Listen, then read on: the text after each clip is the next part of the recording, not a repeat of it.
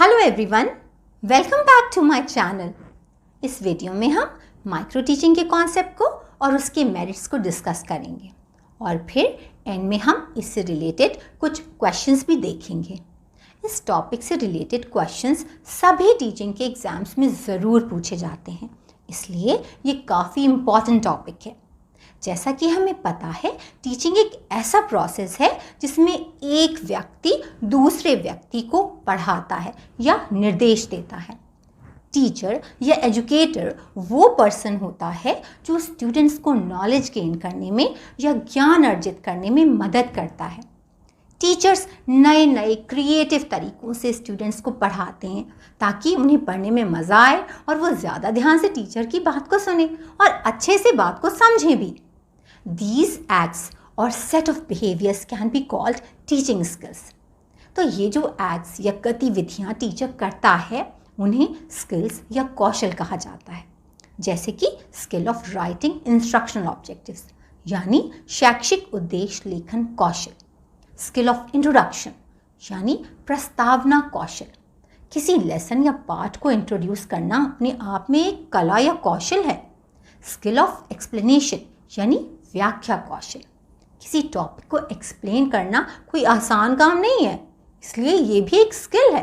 इसी तरह से स्किल ऑफ स्टिमुलस वेरिएशन यानी उद्दीपन परिवर्तन कौशल, स्किल ऑफ रीइंफोर्समेंट यानी पुनर्बलन कौशल, स्किल ऑफ इलस्ट्रेशन यानी दृष्टांत कौशल, स्किल ऑफ ब्लैकबोर्ड राइटिंग यानी श्यामपट लेखन कौशल, स्किल ऑफ प्रोबिंग क्वेश्चंस यानी खोजपूर्ण प्रश्न कौशल और बहुत सारी स्किल्स हैं जिन्हें टीचर्स क्लास में यूज़ करते हैं जब भी वो कोई टॉपिक पढ़ाते हैं।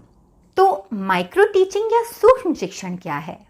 माइक्रो मीन्स एक्सट्रीमली स्मॉल या सूक्ष्म, इसलिए माइक्रो टीचिंग का मतलब हुआ एक्सट्रीमली स्मॉल टीचिंग। इसका क्या मतलब हुआ? एक्चुअली माइक्रो टीचिंग एक teacher training and faculty development technique है, यानी शिक्षक प्रशिक्षण और संकाय विकास तकनीक है। इस टेक्निक को ड्वाइट डब्ल्यू एलन ने 1963 में स्टैनफोर्ड यूनिवर्सिटी में डेवलप किया था और इसे इंडिया में डी तिवारी ने 1967 में सेंट्रल पेडागोजिकल इंस्टीट्यूट इलाहाबाद में इंट्रोड्यूस किया था। The main purpose of micro teaching is to modify teachers' behavior according to the specified objectives. इसका मेन उद्देश्य टीचर के बिहेवियर का मॉडिफिकेशन या अध्यापक के व्यवहार का परिमार्जन करना होता है। Allen has defined micro teaching as a scaled down teaching encounter in class size and class time. Allen ने माइक्रो टीचिंग को स्केल डाउन अप्रोच के नाम से परिभाषित किया है क्योंकि इसमें क्लास का साइज और टाइम सब कुछ रिड्यूस कर दिया जाता है। According to Allen and Eve, micro teaching is defined as a system of controlled practice that makes it possible to concentrate on specific teaching behavior and to practice teaching under controlled conditions. तो micro teaching विशिष्ट शिक्षण व्यवहारों से संबंधित है। ये students को control conditions में या नियंत्रित परिस्थितियों में टीचिंग की प्रैक्टिस करने का अवसर प्रदान करती है। All the skills which are required to make the teaching learning process effective can be identified, defined, measured and controlled by means of practice. जितनी भी स्किल्स टीचिंग लर्निंग प्रोसेस को इफ़ेक्टिव बनाने के लिए ज़रूरी होती हैं उन्हें पहचाना भी जा सकता है, मेजर भी किया जा सकता है और कंट्रोल या नियंत्रित भी किया जा सकता है। सपोज़ आपको ड्राइविंग सीखनी है तो क्या आप सीधे भीड़ भाड़ के एरिया में चले जाएंगे ड्राइविंग सीखने के लिए? कभी भी नहीं। आपका इंस्ट्रक्टर पहले आपको ऐसी जगह लेकर जाएगा जहाँ पर बहुत ही कम लोग हों ताकि आप बिना डरे हुए, बिना घबराए हुए आसानी से ड्राइविंग की प्रैक्टिस कर सकें। इसी तरह से टीचर ट्रेनिंग के टाइम पर पहले प्यूपिल टीचर्स या छात्र अध्यापकों को छोटे क्लासरूम में डिफरेंट स्किल्स की प्रैक्टिस करवाई जाती है जहाँ पर बस थोड़े से स्टूडेंट्स होते हैं। टीचर ट्रेनिंग कॉलेजेस टीचिंग की प्रैक्टिस अंडर रियल कंडीशंस करवाते हैं, यानी वास्तविक अध्यापन अभ्यास की क्रिया को वास्तविक परिस्थितियों में ऑर्गेनाइज करवाते हैं। प्यूपिल टीचर सिर्फ एक स्किल को एक टाइम पर चूज करती है, तो ये बात ध्यान में रखिएगा कि प्यूपिल टीचर सिर्फ एक स्किल को ही एक टाइम पर चूज़ करती है और उसे क्लासरूम में प्रैक्टिस करती है, जहाँ पर सिर्फ 5 to 10 स्टूडेंट्स होते हैं। ये स्टूडेंट्स रियल स्टूडेंट्स भी हो सकते हैं या फिर प्यूपिल टीचर के क्लासमेट्स, या फिर अगर इन सर्विस टीचर्स हैं और उनको प्रैक्टिस करवाई जा रही है तो उनके कलीग्स हो सकते हैं। इसमें एक्सपर्ट, जो कि एक ट्रेन टीचर होता है, क्लास में पीछे सुपरवाइज़र के रूप में बैठता है और प्यूपिल टीचर का क्लास ऑब्जर्व करके उसे फीडबैक देता है, जो कि उसे अपनी उस स्पेसिफिक स्किल को इम्प्रूव करने में मदद करता है। This type of teaching is done in controlled conditions where variables can be changed as and when required. That's why this type of teaching process is also called teaching laboratory. इस तरह की teaching controlled या नियंत्रित परिस्थितियों में की जाती है, जहां पर वेरिएबल या चरों को ज़रूरत के मुताबिक कंट्रोल किया जा सकता है। इसलिए इसे टीचिंग लेबोरेटरी या अध्यापन प्रयोगशाला भी कहा जाता है। हर एक स्किल को पढ़ाने का ड्यूरेशन 5 to 7 मिनट्स होता है। तो चलिए देखते हैं कि माइक्रो टीचिंग ट्रेडिशनल टीचिंग से किस तरह से अलग होती है। ट्रेडिशनल टीचिंग के टाइम पर क्लास में 30 to 35 स्टूडेंट्स या कभी कभी इससे भी ज़्यादा तकरीबन 50 to 60 स्टूडेंट्स होते हैं, जबकि माइक्रो टीचिंग के टाइम पर सिर्फ 5 to 10 स्टूडेंट्स ही होते हैं।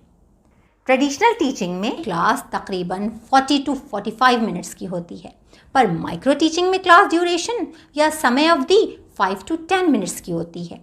यूजुअली ये 6 to 7 मिनट्स की होती है। ट्रेडिशनल टीचिंग में रियल स्टूडेंट्स क्लास अटेंड करते हैं, जबकि माइक्रो टीचिंग के टाइम पर या तो रियल स्टूडेंट्स होते हैं या फिर प्यूपिल टीचर के क्लासमेट्स होते हैं, और अगर इन सर्विस टीचर है तो उसके कलीग्स भी हो सकते हैं। ट्रेडिशनल टीचिंग के टाइम पर टॉपिक साइज बड़ा होता है, जबकि माइक्रो टीचिंग में ये बहुत छोटा होता है। Hence, micro teaching is a real teaching, but it reduces the complexities of normal classroom teaching and it also helps the pupil teachers to master the skills. इसलिए कह सकते हैं कि माइक्रो टीचिंग एक रियल टीचिंग है, लेकिन ये normal classroom teaching की कॉम्प्लेक्सिटीज़ यानी जटिलताओं को कम कर देती है और प्यूपिल टीचर्स को टीचिंग स्किल्स यानी अध्यापन कौशलों को सीखने में मदद करती है। आई होप कि डिफरेंस देखने के बाद आपको अच्छे से समझ में आ गया होगा कि माइक्रो टीचिंग किस तरह से रेगुलर टीचिंग से अलग है। तो अब हम इसके स्टेप्स देखते हैं, जिसे माइक्रो टीचिंग साइकिल भी कहा जाता है।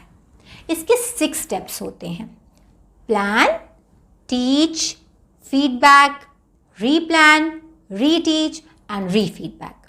लेकिन ये साइकिल शुरू होने से पहले एक्सपर्ट, जो कि एक ट्रेन टीचर होता है, वो इसे या तो डेमोन्स्ट्रेट करके दिखाता है, यानी खुद इस स्किल को यूज करके दिखाते हैं, या फिर इस स्किल को डेमोन्स्ट्रेट करती हुई कोई वीडियो क्लिप दिखा देते हैं।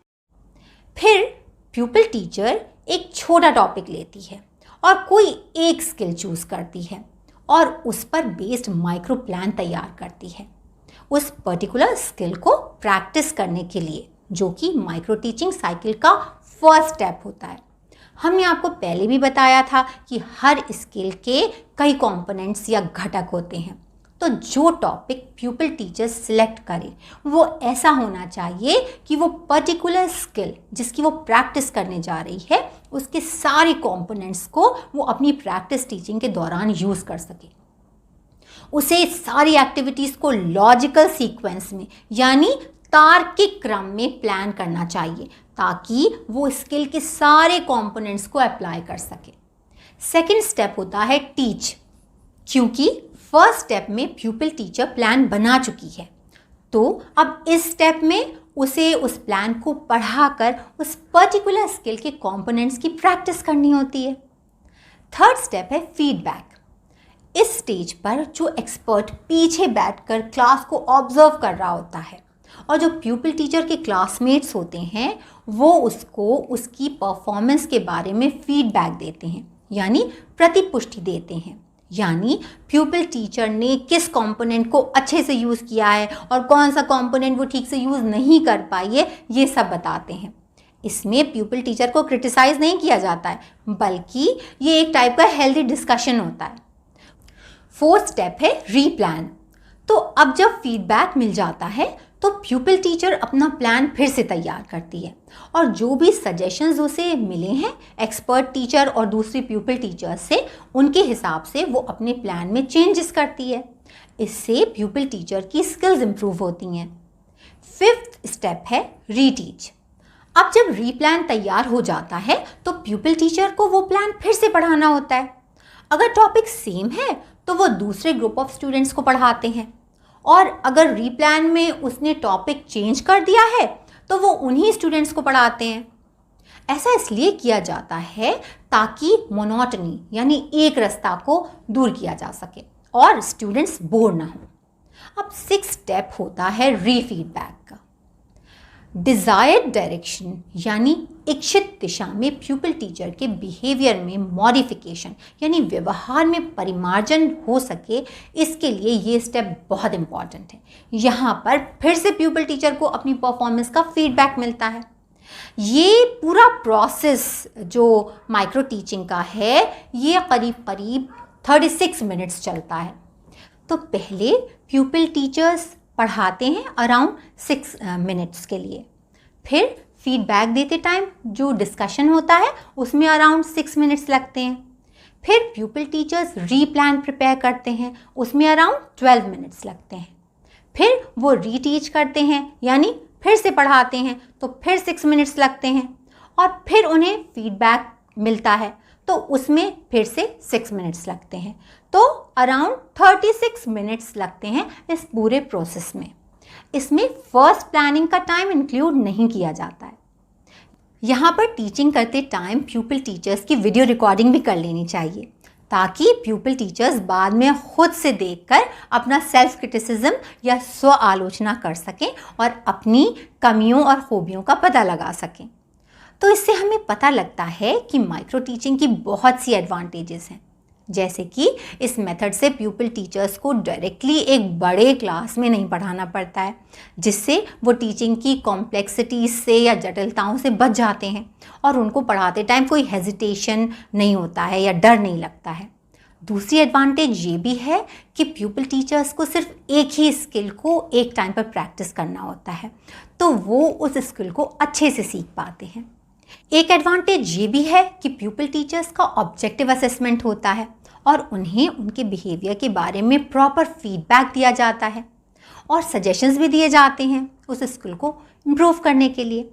यहाँ पर ये सुपरवाइज़र की रिस्पॉन्सिबिलिटी होती है कि वो एक काउंसलर की तरह एक्ट करे और प्यूपिल टीचर्स को लेसन प्लानिंग से लेकर टीचिंग तक हर स्टेप पर गाइड करे ताकि टीचिंग स्किल्स में अच्छी तरह से इम्प्रूवमेंट हो सके। तो अब आप जान चुके हैं कि माइक्रो टीचिंग क्या होती है, तो चलिए अब आपकी अंडरस्टैंडिंग चेक करने के लिए आपसे कुछ क्वेश्चंस पूछते हैं ताकि आप अपना सेल्फ असेसमेंट कर सकें। And no cheating, okay. आपको सोचने के लिए हम 5 सेकंड्स देंगे और उसके बाद में आपको आंसर बता देंगे, ठीक है। तो क्वेश्चन नंबर 1 है, हु डेवलप्ड माइक्रो टीचिंग? सूक्ष्म शिक्षण का विकास किसने किया?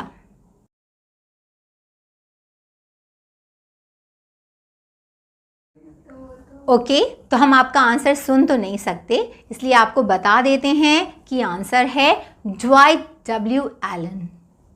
सेकेंड क्वेश्चन है, who introduced micro teaching in India? Bharat में सूक्ष्म शिक्षण की शुरुआत किसने की?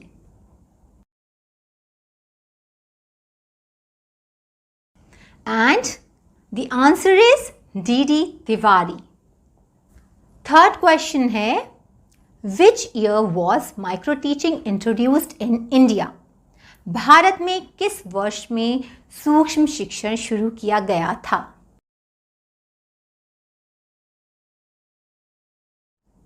And the answer is 1967.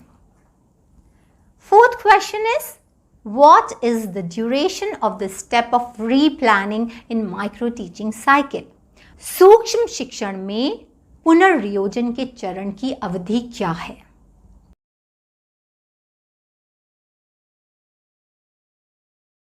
And the answer is 12 minutes. Fifth question is, how many skills are practiced at one time? एक समय में कितने कौशलों का अभ्यास किया जाता है?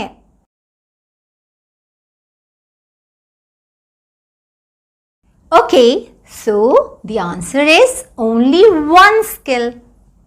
So I hope कि आपको ये माइक्रो टीचिंग का कॉन्सेप्ट अच्छे से समझ में आया होगा. अब हम अपने अपकमिंग वीडियोस में डिफरेंट स्किल्स को डिस्कस करेंगे, उन्हें ज़रूर देखिएगा. अगर आपको हमारा वीडियो पसंद आया हो तो प्लीज़ इसे लाइक करें, अपने फ्रेंड्स के साथ शेयर करें, और अगर अभी तक हमारे चैनल को सब्सक्राइब नहीं किया है तो प्लीज़ इसे सब्सक्राइब भी करें. Thanks for watching.